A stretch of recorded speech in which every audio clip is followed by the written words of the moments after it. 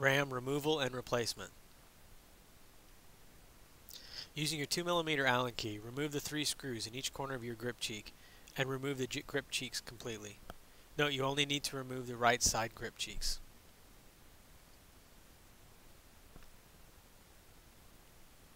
Now gently remove your eye ribbons and your solenoid wire from the ports on the board. You'll want to be a little careful with this. Unscrew your mini reg from the flash tank. You'll now remove your back plate. Unscrew the screw as shown and the back plate will just lift off.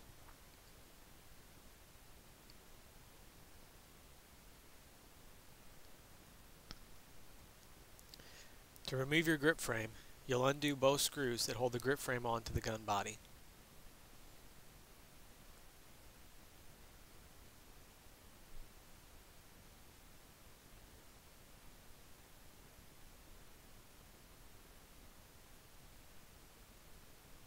The next step will be to remove your bolt pin. You can use either the LPR piston removal tool as shown or the bolt pin that came with your gun.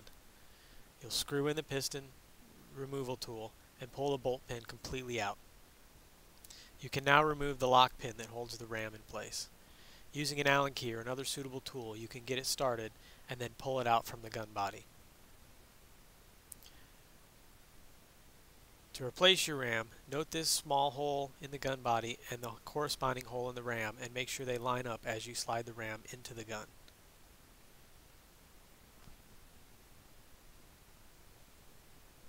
If they don't line up perfectly, you can use an Allen key or a similar tool to get them to line up. Then insert your ram locking pin. You can now reinstall your bolt pin, noting the orientation of the bolt pin into the body. Make sure it seats fully down into your bolt.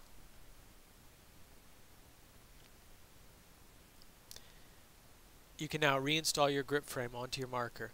Be careful you don't pinch your eye wires.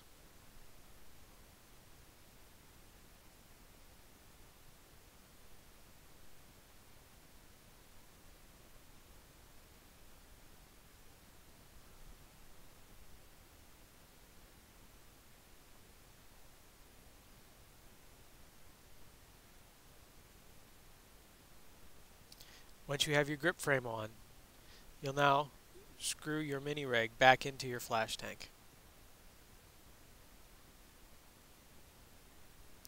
Now replace the back plate screw, and tighten the screw.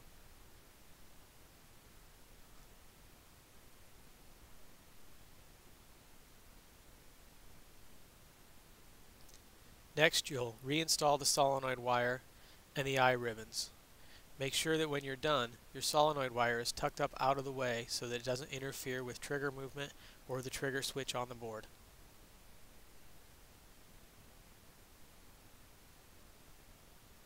You can now reinstall your grip cheek and tighten the 3 screws with your 2mm Allen key.